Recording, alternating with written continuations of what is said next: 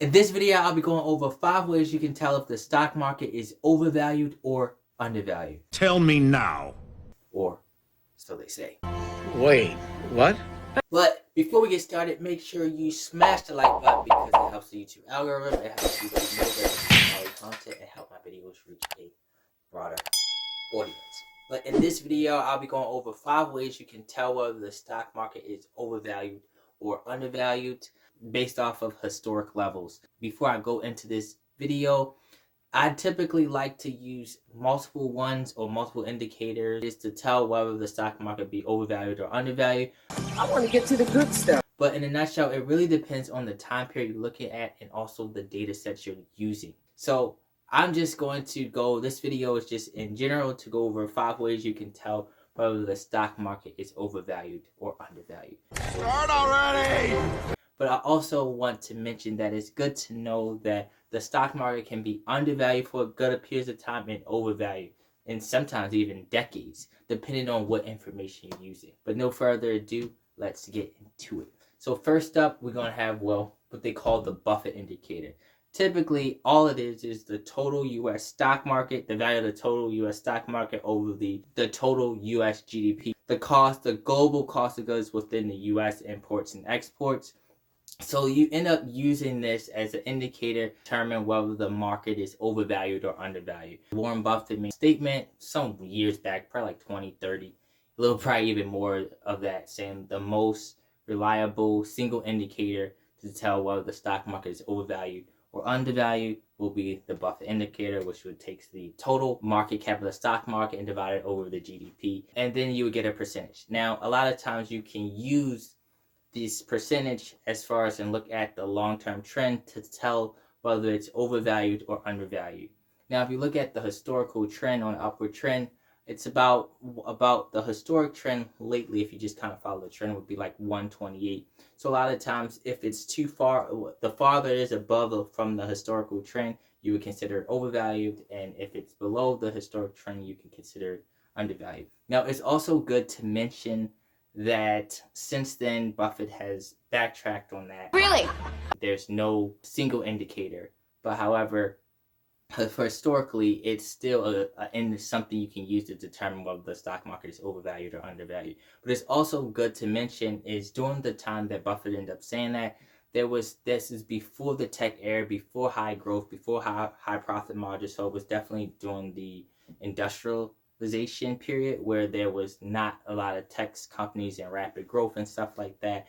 Also, interest rates were higher during that time period, which would means that stock prices evaluations was probably much lower because there were other alternative investments. At that time, interest rates, especially 70s, 80s, or 90s, they were like double digits. So that's also good to mention, but you can use the Buffett Indicator to determine whether the stock market is overvalued or undervalued. I do want to mention that there's 2 main flaws recently with the Buffett Indicator. One, a lot of the earnings from the U.S. 40% comes from overseas, so that wouldn't be captured in the total GDP. Any private companies, a lot of times companies are waiting a much longer time for them going public, so any private companies is not excluded. Or if you had a big public company that goes private, it would definitely mess up the Buffett Indicator. Is this what you're worried about? But nevertheless, we still got to throw it in there. It can be one indicator you can use whether the stock market is overvalued or under. Next up, we got the PE or the shimmer PE.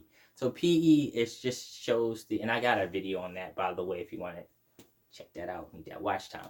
But anyway, another one you can use is the PE ratio. That's a common one, or P over E ratio, which shows the stock price relative to the earnings. Most of the time when you're looking at the PE, you're looking at 12 months trailing. So you look what happened in the past 12 months.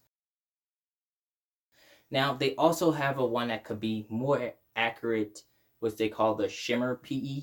So that one is cyclically adjusted for inflation. So a lot of times, some businesses are secular, which means some businesses, they're like seasonal businesses, so the earnings and stuff can be a little volatile in a short period.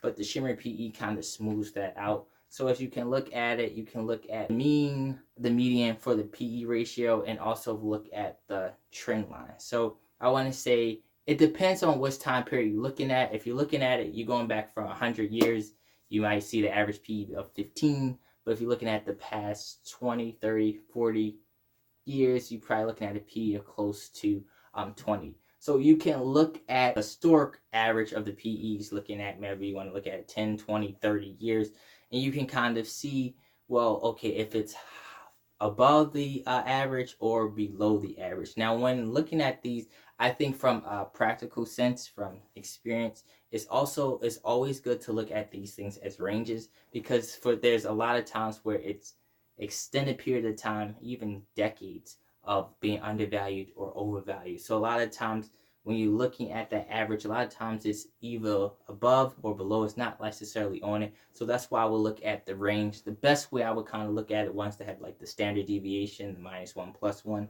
I think that would be the best way. And by the way, make sure you stick around to the end of this video, because I'm going to add an extra one. But another one you can look at is interest rates. You can look at interest rates in regard into stock prices. Interest rates are high, stock prices are going to be lower. Interest rates are lower, stock prices or stock evaluations are going to typically be higher. So you can look at that. And also we can look at, this is a little added bonus, the yield curve. Yield curve is normally looked at for recessions, but if we see a inverted yield curve, that can be a sign of a recession, which would mean that would be overvalued. So whenever you see an inverted yield curve, it means that the short-term bond yield is higher than the long-term bond yield, which from a practical sense doesn't make sense, because you would think the longer you hold your money, the higher yield it will be. But in times of, where a recession comes up or a lot of uncertainty, you have short-term bond yields higher than long-term bond yields.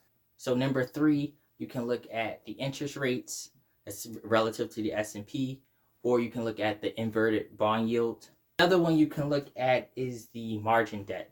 You can look at the total amount of debt that people are using to invest in the stock market. You can look at the mean of that. A lot of times with these, you're looking at standard deviation. So remember, you're looking at the range. Margin debt, the amount of debt that people are using to invest in the stock market. You can look at the standard deviation. The farther, if it's above, it'll be overvalued. If it's below, it'll be undervalued. That's another thing. And last but not least, you have the mean reversion. So pretty much that's the whole concept of stock prices don't go up forever. Eventually stock prices will go to its means. Eventually stock prices will have to cool up and they'll go back to the mean.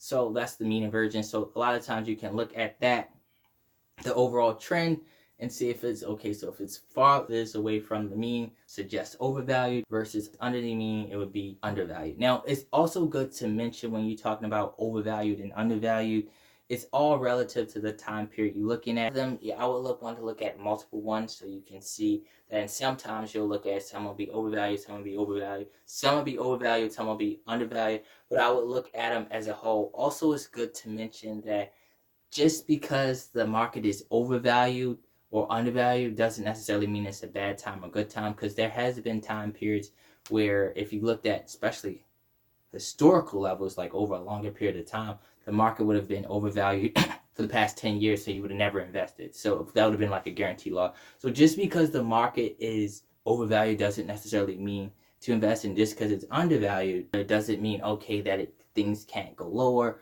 or that there will still be a downward market for a bit of time. But it just gives you an indication of where the market is far as a risk level perspective. So it's just something more so to keep in mind. So I wouldn't make all my decisions out of it. It could give you an indication whether it's probably the risk level as far as a large lump sum amount of making a lump sum investment or versus spreading it out. It could give you an indication of that, just where the market is. Definitely if it's close to a bubble or like everything's turning overvalued, of course you probably won't want to dump all your money in. And maybe, if the market is like at historical lows, you might want to, it is worth taking the risk of putting in a lot of money. Overall, in general, a lot of this stuff, like I said, past performance or past trends doesn't necessarily going to translate to future trends. So it's also good to mention that, and it is no one kind of knows the future. So that's why when you have to take all of these indicators, or whether the market overvalued or undervalued, with a grain of salt. Now, so none of them is foolproof, but it's just really to give you an idea of whether the stock market is overvalued or undervalued. So once again, the recap: Buffett Indicator, number 1, PE or shimmer PE, number 2, interest rates, bonus, inverted yield curve, so margin debt, mean reversion, other bonus that I wanted to end up letting you know. So because a lot of times we live in a tech industry and there's a lot of rapid growth, you can look at the price to sales to complement the shimmer PE as well. So if you see that the PE ratio or historic levels may be a little high, but the price to sales may be low, it could be a good indication where you can kind of make a personal assessment like, hey, there's a lot of growth companies in there, so could that affect that? So one of the things, if you feel like there's a lot of companies that are in growth stages, you might want to look at the price to sales, because the price to sales might be showing that it's undervalued and the PE might show it's overvalued. So it's just kind of like I said, you use these things as a way to gauge whether the stock market is overvalued or undervalued. By the way, my channel is Dow Stock Talk. I normally do topics relating to finance and investing, but more specifically the stock market. So if you're interested in finance, investing, or me going over different investing platforms or the stock market, make sure you hit that like button.